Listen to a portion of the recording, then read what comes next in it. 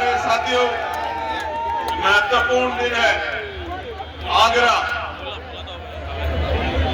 आगरा की पहचान दुनिया भर में ताजमहल से है, ये बात सच है। लेकिन हमारे लिए आगरा की पहचान भीम नगरी से है, ये भी कोई बताओ है या नहीं है।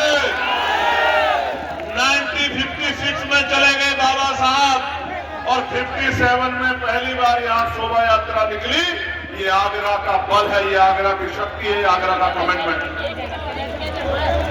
फिर 1978 में आसपास के क्षेत्र के लोगों ने इसी आगरा में 300 से ज्यादा झांकी निकाल के ये बताने का काम किया कि बाबा साहब के सच्चे अनुयायी बाबा साहब को जाने के बाद जाने नहीं देंगे, उनके विचारों का प्रचार प्रसार करते रहेंगे।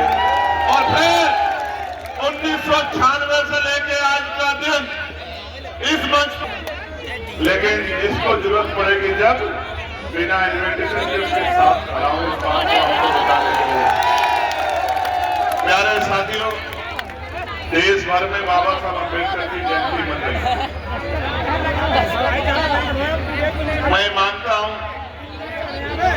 दुनिया में अकेले ऐसे महापुरुष हैं बाबा साहब अम्बेडकर, जिनकी जयंतियां दुनिया के सबसे ज्यादा देशों में मनती, और ऐसे नहीं मनती। भारत में तो इस सम्मान में बहुत देर लगी, लेकिन उनके ज्ञान, उनके विजन और भारत में उनके योगदान की वजह से दुनिया में बाबा साहब का सम्मान हुआ। लेकिन मेरे प्यारे साथियों, मैं 2 दिन पहले एक किताब पढ़ रहा था और वो किताब ये कहती है, जो बाबा साहब के ही बोल हैं कि अगर राष्ट्रपिता ज्योतिबा फूले ना होते तो डॉक्टर अम्बेडकर नहीं हो पाते। ये बात मैं आपको इसलिए कह रहा हूं कि बाबा साहब ने अपने जीवन में 3 महापुरुषों को गुरु माना, और गुरु का दर्जा माँ बाप से बड़ा होता है, भगवान से बड़ा होता है।